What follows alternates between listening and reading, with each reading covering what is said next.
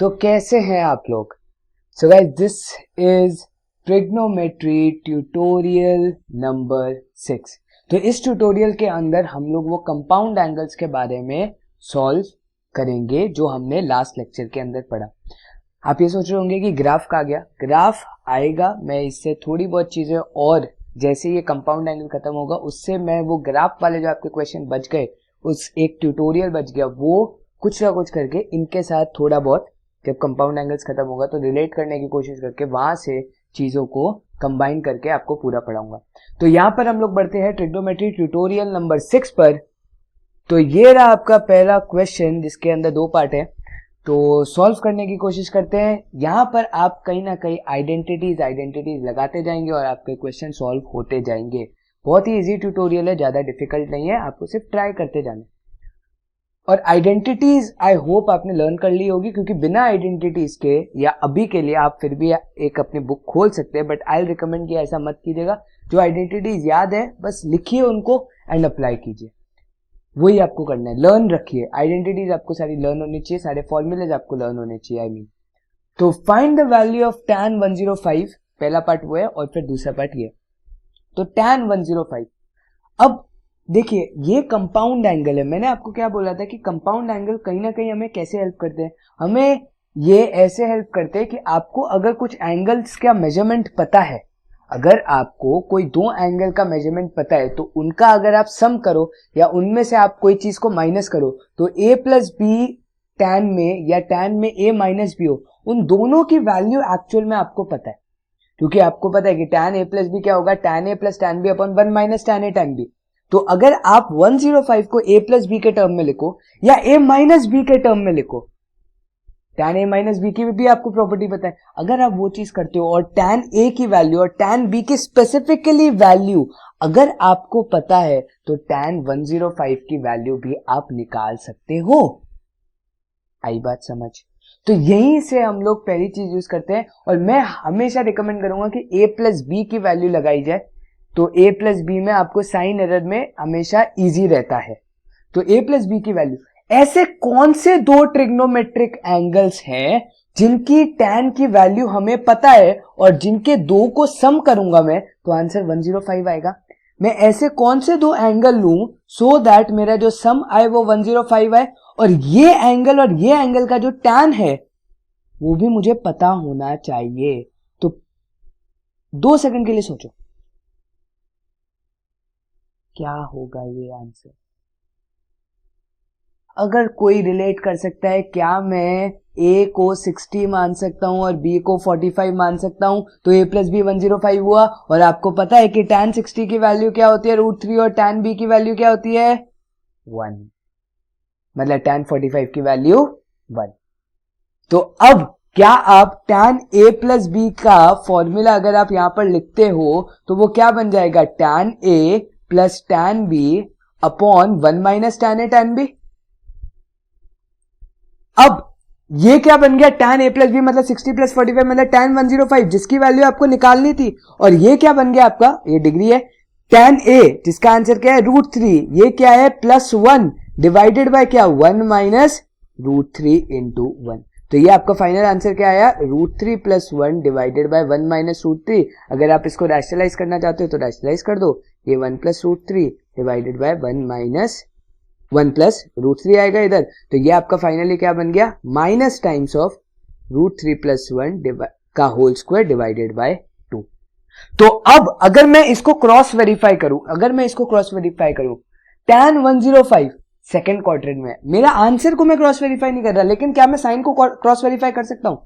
Sign positive या negative? tan 105 is in second quadrant में tan क्या होता है? नेगेटिव, और आपका फाइनल आंसर भी क्या आ रहा है? नेगेटिव ही आ रहा है। तो इसका मतलब आप ये ट्रस्ट नहीं कर सकते आपकी कैलकुलेशन, क्योंकि कैलकुलेशन एरर्स पॉसिबल है, बट स्टिल आप ये एक बार के लिए भरोसा कर सकते हो कि जो आपका आंसर आया वो करेक्ट होगा। अब अगर आपको ये चेक भी करना है तो आप क्या करो, क्या मैं a माइनस बी में 105 लिख सकता हूं? तो अगर मैं a माइनस बी के फॉर्मेट पे 105 लिखूं तो मैं क्या करूंगा? 135 माइनस 30, और फिर आप वैल्यू निकालोगे, आपका फाइनल रिजल्ट यही आने वाला है। आई बात समझ? तो ये एक तरीका है मतलब अगर आपको ये इवैल्यूएट करने के लिए बोला जाए, ये आपका बेसिक एनसीईआरटी लेवल है। तो हम आएंगे धीरे धीरे बढ़ेंगे, जैसे जैसे आगे प्रोग्रेस होंगे क्वेश्चंस, आपको धीरे धीरे पता लगेगा।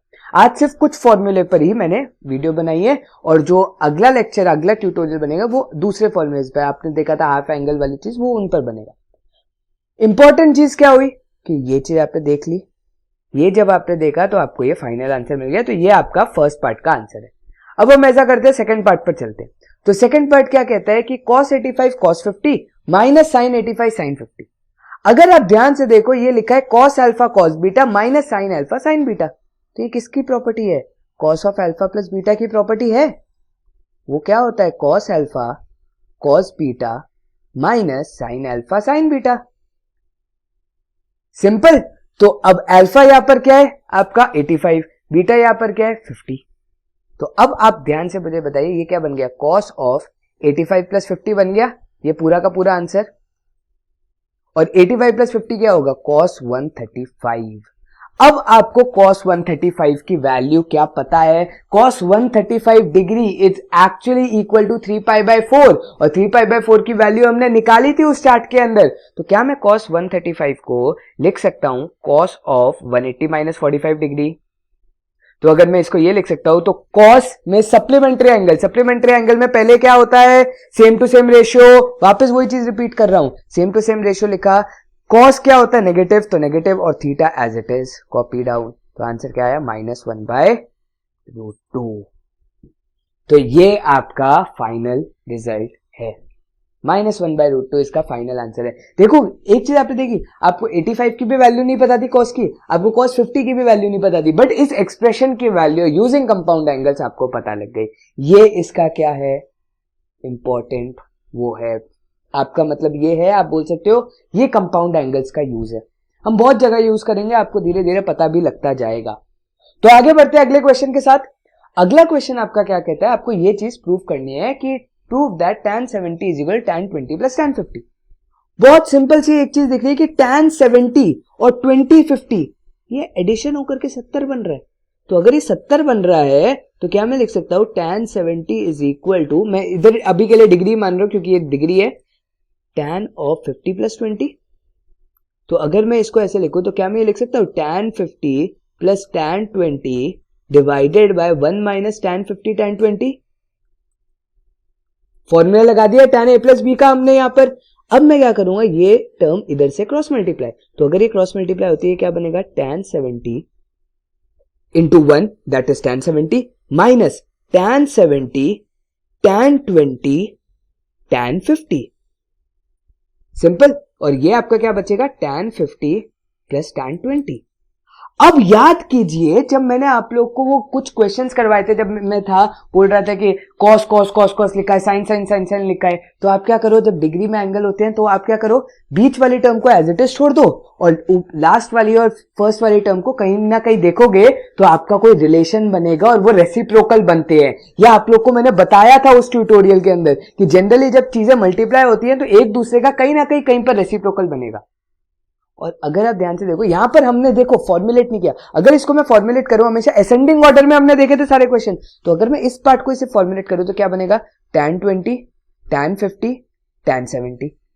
तो अगर आप देखो, मैंने क्या बोलता, बीच वाली टर्म को आप हमेशा एज इट इज छोड़ दिया करो और लेफ्ट एंड राइट में से कोई भी एक टर्म को सिंप्लीफाई करो। मैं हमेशा राइट को करता हूं। क्या मैं tan 70 को cot 20 लिख सकता हूं?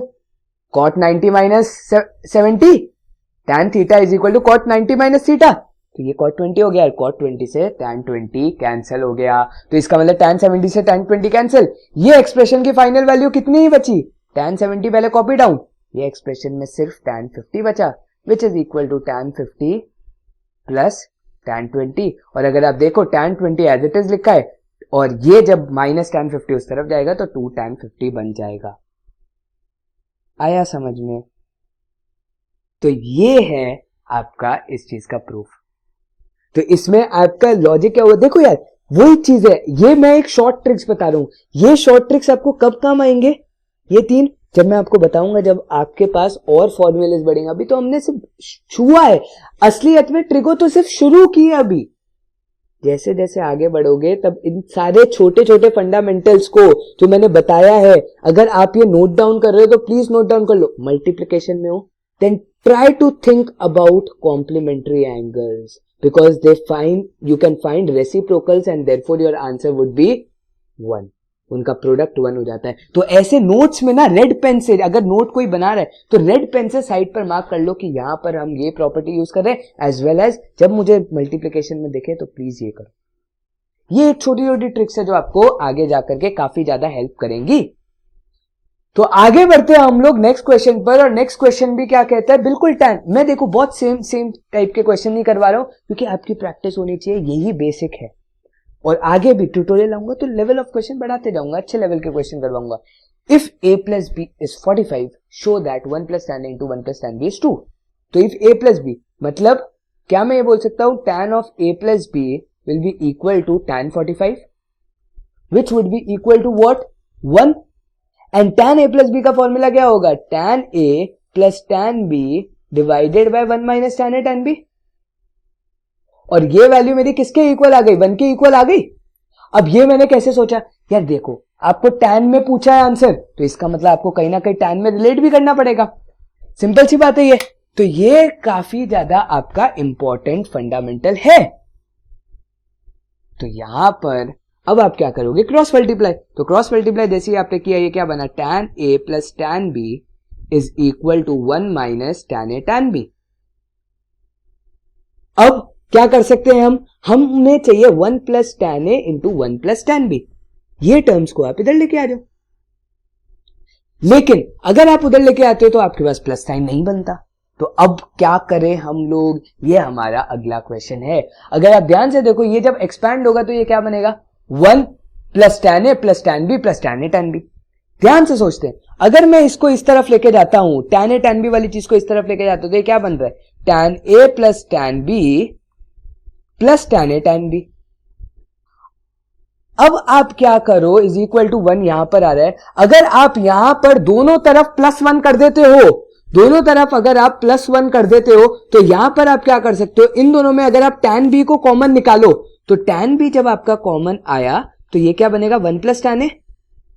और यहां पर अगर आप प्लस 1 लिख करके 1 प्लस tan a लिखते हो, तो क्या ये एक, जैसे आप स्प्लिटिंग द मिडिल टर्म करते हो वही वाली चीज नहीं बन गई, और यहां RHS आपका 2 बन गया.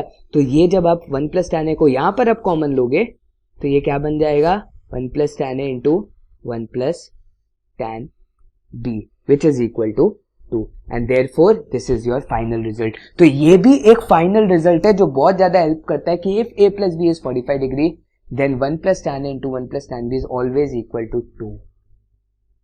ये आपको रिलेशंस कब काम आएंगे ये भी मैं आप लोग को बताऊंगा. ये सारी चीजें मैं आपको बताऊंगा आगे, जैसे जैसे जाते जाएंगे, डिफिकल्टी जैसे जैसे बढ़ती जाएगी. So let's move on to the next question. Next question क्या कहता है, ये मुझे बहुत ही पसंद है. ये क्वेश्चन लॉजिकल बेस्ड है. तो इफ 0 से, मतलब if 0 is less than beta is less than alpha is less than pi by 4, इसका मतलब क्या, आपका अल्फा और बीटा कहां लाई कर रहे हैं, 0 से पाई बाय 4 के बीच में लाई कर रहे हैं. आपको दिख रहा है कि, और अल्फा आपका क्या बड़ा है बीटा से, ये चीज वो बताने की कोशिश कर रहा है. तो अब अगर आप देखो तो ये लिखा है कि cos of alpha plus beta is equal to 3/5 and cos of alpha minus beta is equal to 4/5. Then evaluate sin 2 alpha. ध्यान से समझना, sin 2 अल्फा निकालने के लिए आप देखो यार, सिर्फ आप 2 अल्फा की बात देखो. 2 अल्फा को अगर मैं प्लस 2 बीटा और माइनस 2 बीटा कर लूं एक बार के लिए, तो आप क्या कर सकते हो, आप कोई ना कोई रेशियो निकाल सकते हो. लेकिन क्या मैं 2 अल्फा को ऐसा भी लिख सकता हूं, अल्फा प्लस अल्फा. और क्या मैं, अगर मैं ऐड करूं, मैं 2 बीटा को ऐड करने की जगह आपने क्या किया, ऐड सब्ट्रैक्ट किया.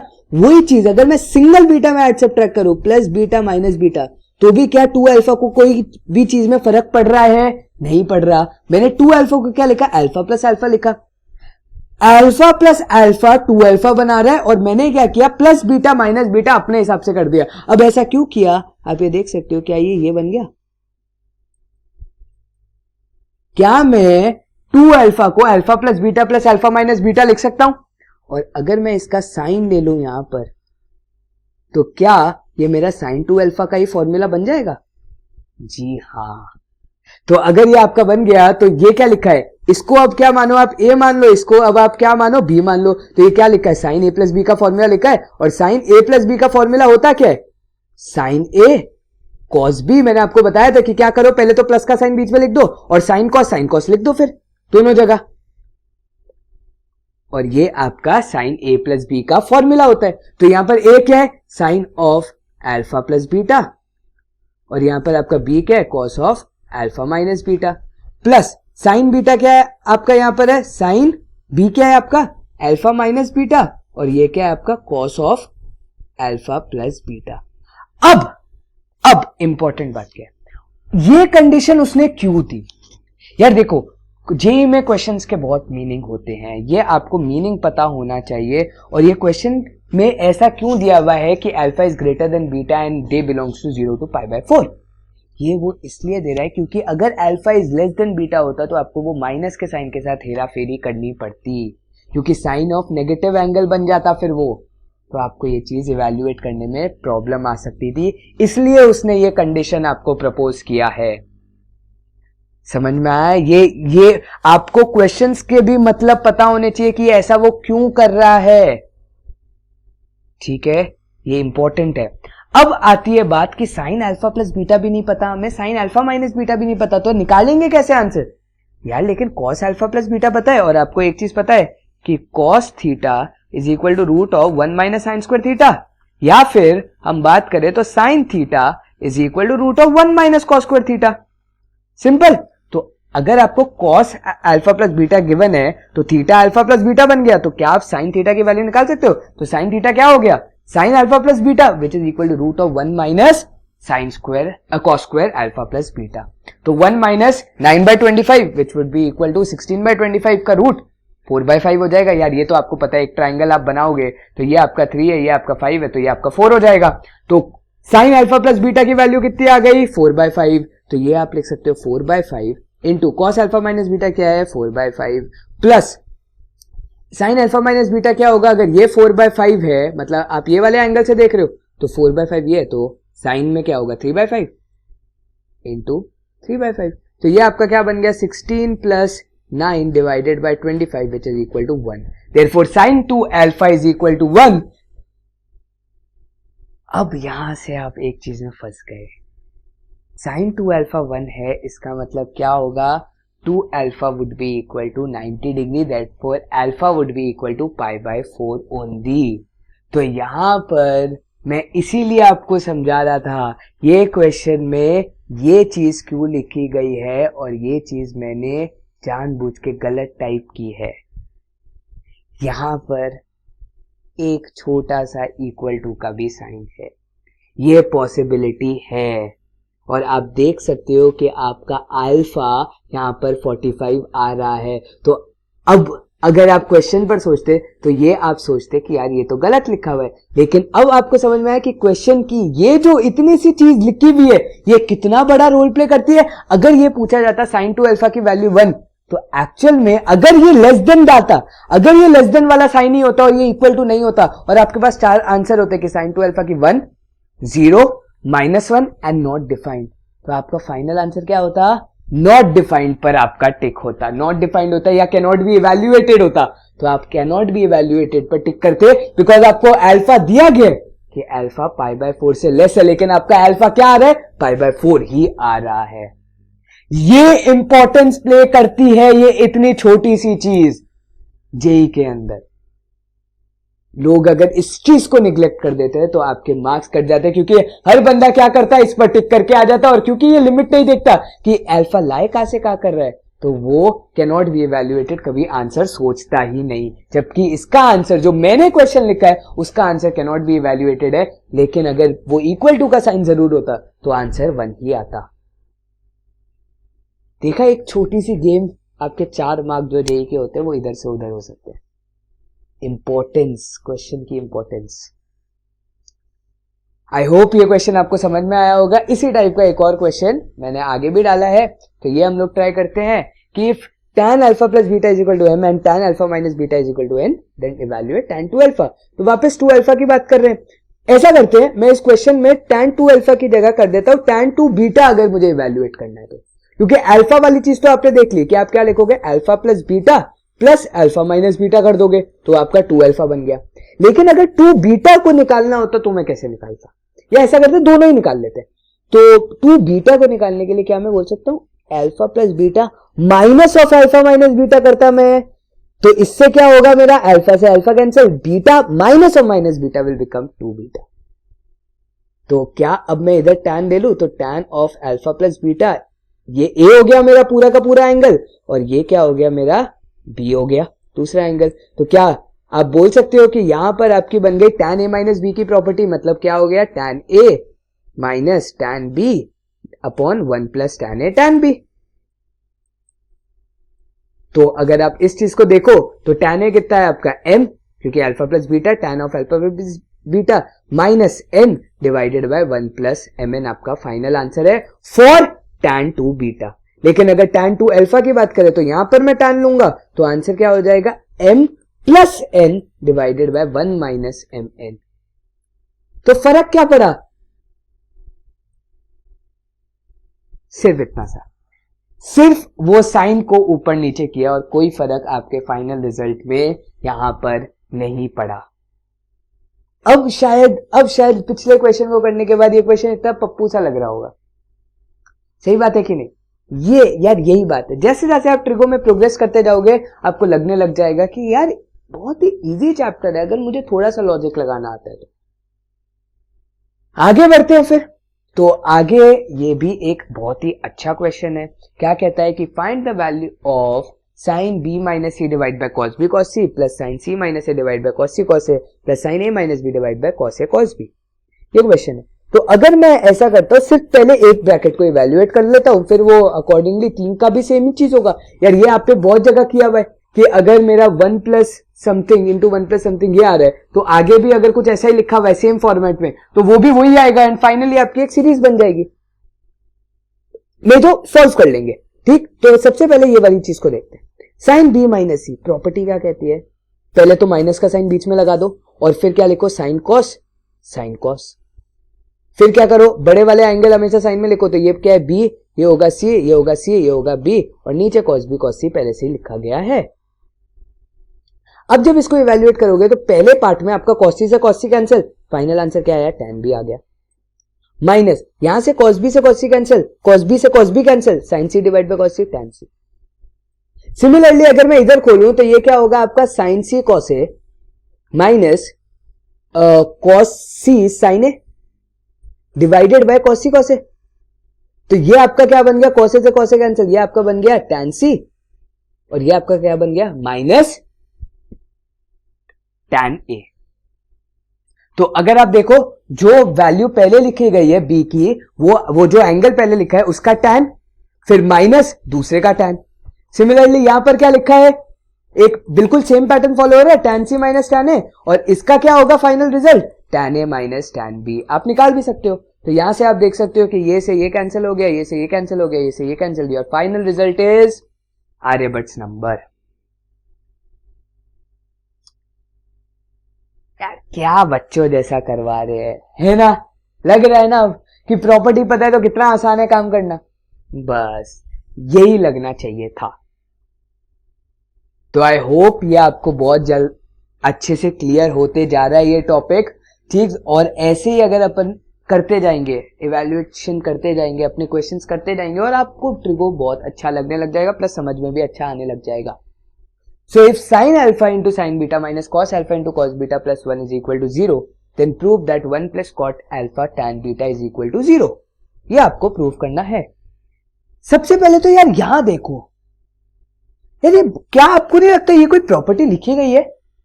ऐसा करते हैं, आपको ये पता है कि cos alpha cos beta minus sin alpha sin beta कुछ होता है, लेकिन ये क्या लिखा है, ये उल्टा लिखा है। तो क्या मैं ये इज इक्वल टू के साइन को अगर उस तरफ पर लेके चले जाऊं तो ये क्या बन जाएगा, 1 is equal to cos alpha cos beta, ठीक है, minus sine alpha sine beta. और ये आपको पता है कि ये लिखा हुआ है cos of alpha plus beta की प्रॉपर्टी। तो क्या मैं बोल सकता हूं 1 is equal to cos of alpha plus beta. तो cos of alpha plus beta अगर 1 आ गया, अब आपको ये इवैल्यूएट करना है। तो ये एक्चुअली में क्या लिखा है यार, आपको कॉस के रिस्पेक्ट में कुछ आंसर पता है और ये कॉट टैन है, तो कहीं ना कहीं वो प्रॉब्लम नहीं क्रिएट करेगा। तो क्या मैं इसको साइन कॉस में कन्वर्ट कर दूं? अगर मैं साइन कॉस में कन्वर्ट कर देता हूं, मुझे बेनिफिट क्या होगा, मुझे कहीं ना कहीं रिलेशन पता लग जाएंगे। तो अगर मैं करता हूं इसको कन्वर्ट, ये क्या लिखा है, 1 plus cot alpha is what, cos alpha divided by sine alpha, and this is what, this is actually equal to sine beta divided by cos beta.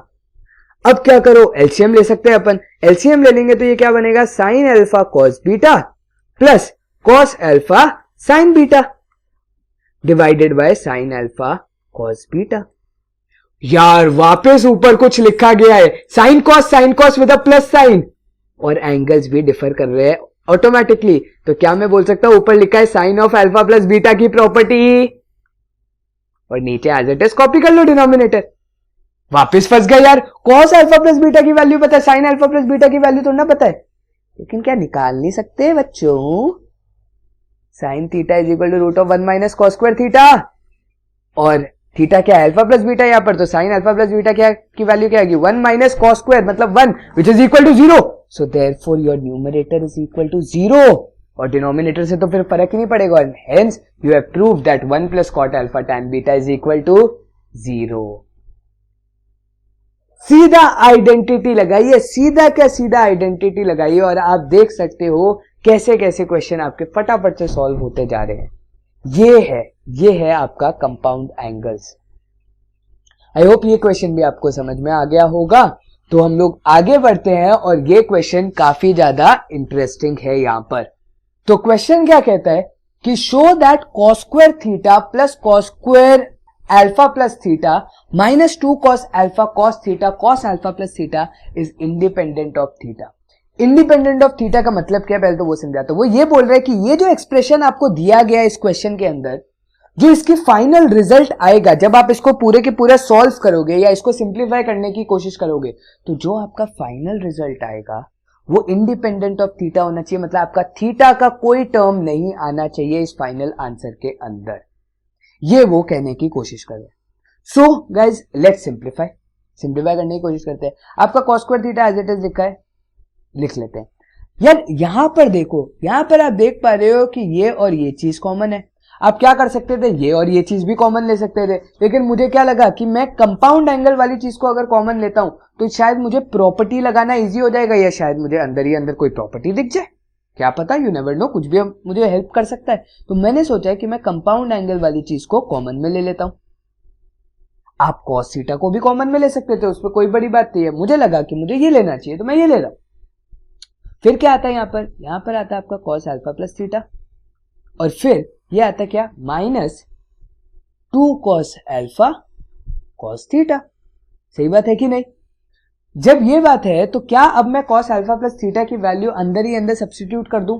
तो अगर ये आता है तो ये क्या आएगा, cos alpha cos theta minus, क्योंकि प्लस का साइन है तो माइनस वाला आएगा साइन, तो minus sine alpha sine theta और minus 2 cos alpha cos theta.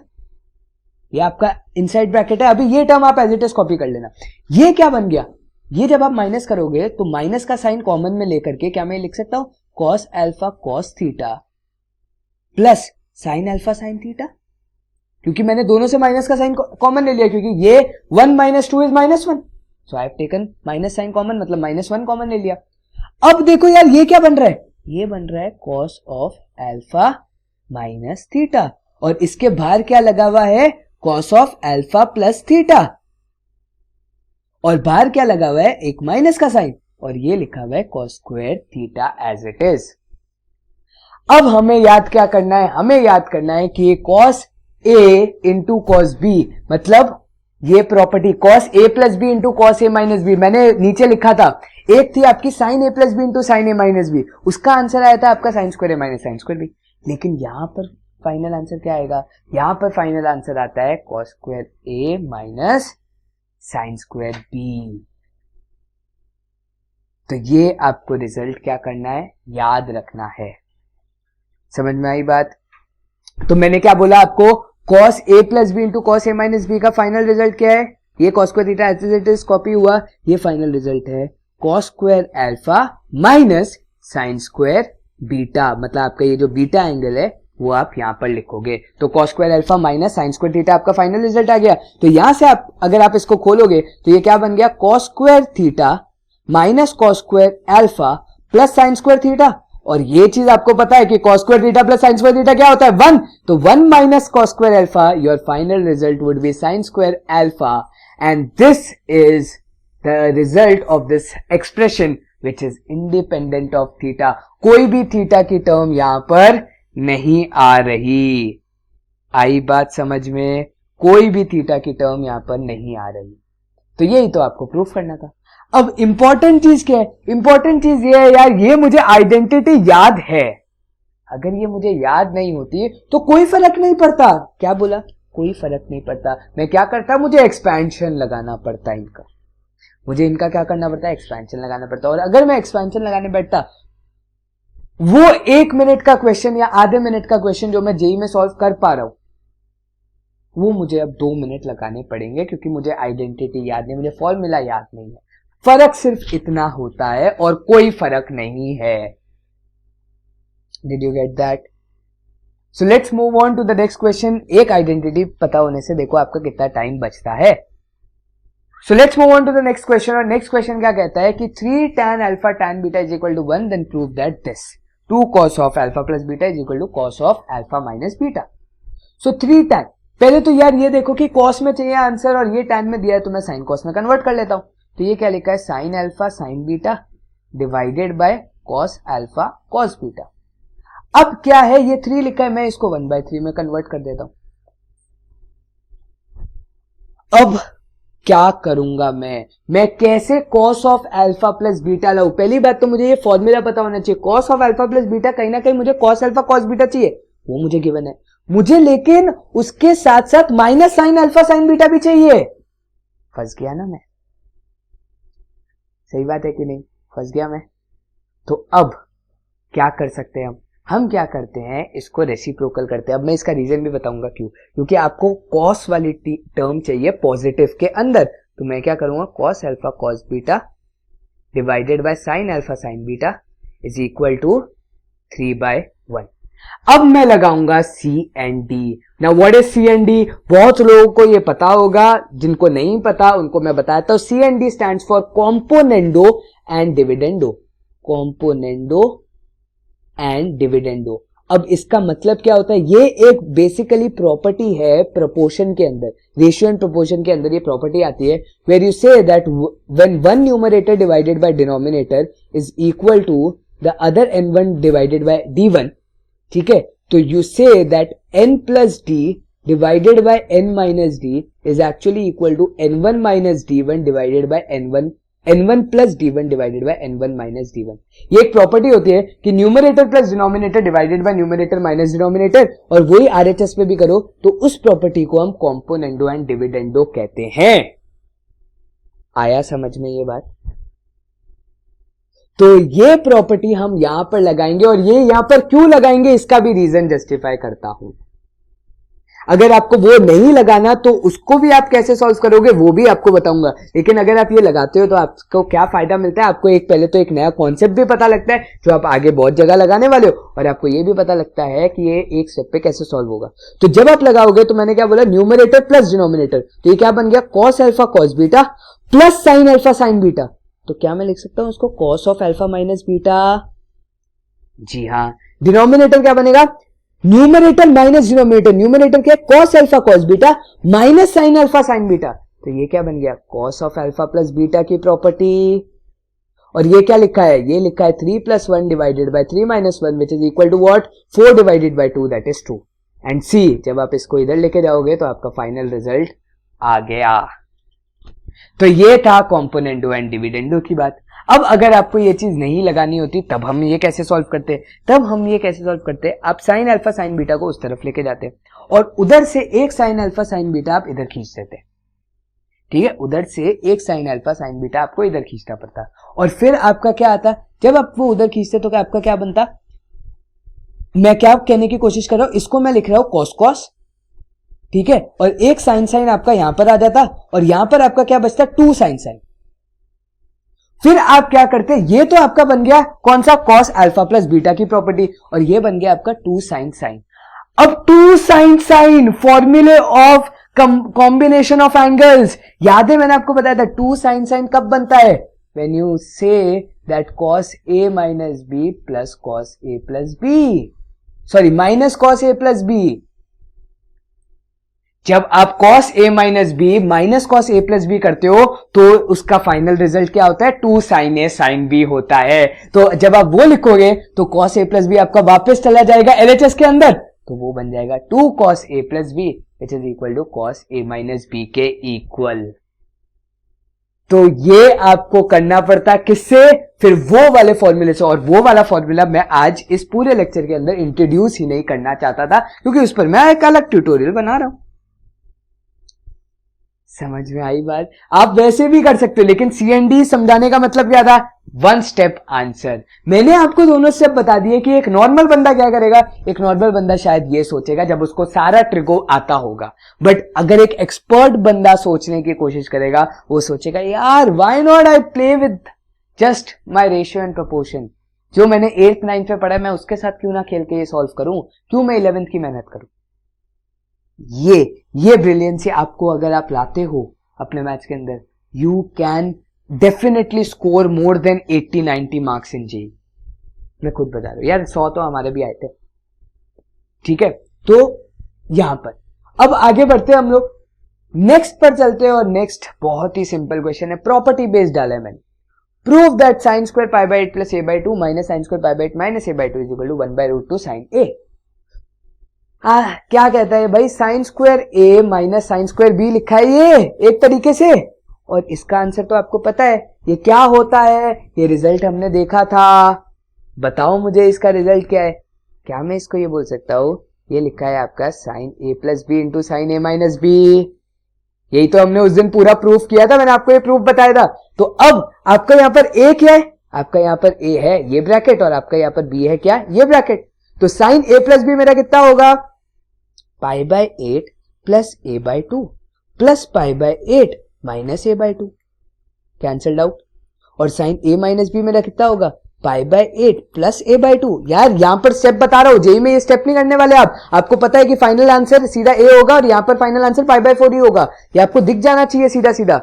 Minus pi by 8 plus A by 2 हो जाएगा क्योंकि माइनस ऑफ माइनस, तो यहां से पाई बाय 8 से पाई बाय 8 कैंसिल, ये क्या बन गया साइन पाई बाय 4, और ये क्या बन गया आपका साइन ए, और साइन पाई बाय 4 क्या होता है, फाइनल आंसर, हेंस प्रूव्ड। एक आइडेंटिटी क्वेश्चन सॉल्व।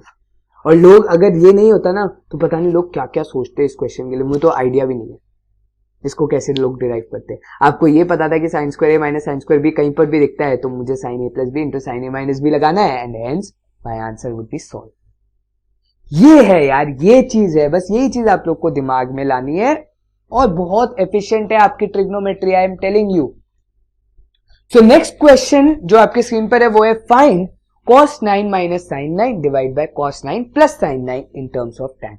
ये आपसे पूछा गया, तो इन टर्म्स ऑफ tan पूछे, तो tan तो कब आएगा ना, जब मैं कहीं पर tan लाऊंगा। और tan कैसे ला सकता हूं, अगर मैं न्यूमरेटर एंड डिनोमिनेटर को क्या करूं, डिवाइड बाय cos 9 कर दूं तो मेरा tan आ जाएगा। cos 9 डिग्री से अगर मैं डिवाइड करूंगा तो sin 9 by cos 9 is tan 9। So can I say that अगर मैं डिवाइड कर रहा हूं cos 9 से तो मैं एक स्टेप लिख देता हूं, cos 9 divided by cos 9 minus sine 9 divided by cos 9, या डिग्री में, ठीक है ये रेडियन नहीं है डिग्री में क्योंकि आपको क्वेश्चन डिग्री में दिया है, plus sine 9 divided by cos 9। Now imagine ये क्या लिखा है, 1 minus tan 9 divided by 1 plus tan 9। अब यार ये देख करके आपको आंसर पता हो जाना चाहिए, ये देख करके जिसको क्लिक नहीं हुआ कि ये आंसर tan 36 होगा, देन आपको ये चीज रिवाइज करनी है।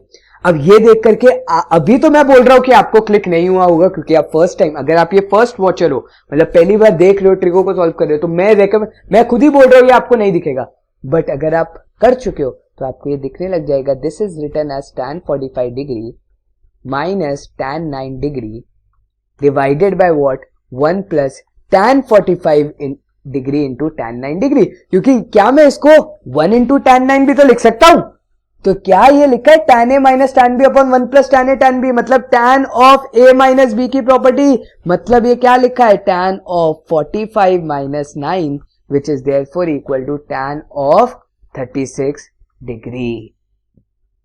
So hence cos 9 minus sin 9 divided by cos 9 plus sin 9 is what? Tan 36 degree. बहुत ही इजी क्वेश्चन, लेकिन लॉजिकल बेस्ड, बहुत ही प्योरली लॉजिकल बेस्ड है ये question.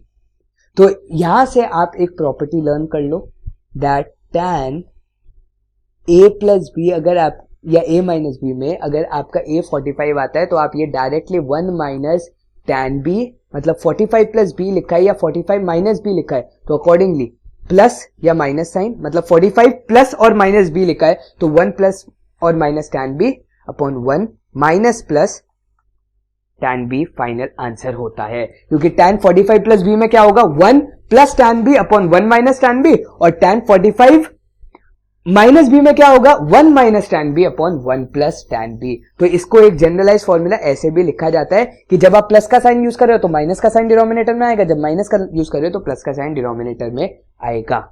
So guys, this is it from this tutorial. I hope आपको आपकी identities learn हो गई होंगी. आपने उस टाइप के क्वेश्चन किए. एक और ट्यूटोरियल लाऊंगा इसी टॉपिक पर, और अच्छे क्वेश्चन और वैलिड कॉन्सेप्ट. आई होप वो भी आपको देखने में मजा आए और क्वेश्चन सॉल्व करने में अच्छा लगे. और बाकी प्रैक्टिस आप लोग जहां पर भी पढ़ रहे हो वो आप करते रहना. अगर आप लोग और मटेरियल की जरूरत होगी तो प्लीज बताना, मैं और क्वेश्चंस आपको भेजते रहूंगा. So guys, this is it from this tutorial. I hope you enjoyed it. Thank you for listening me guys. This is Yojit Basin signing off from T70. Thank you for watching. Meet you in the next tutorial video. Thank you.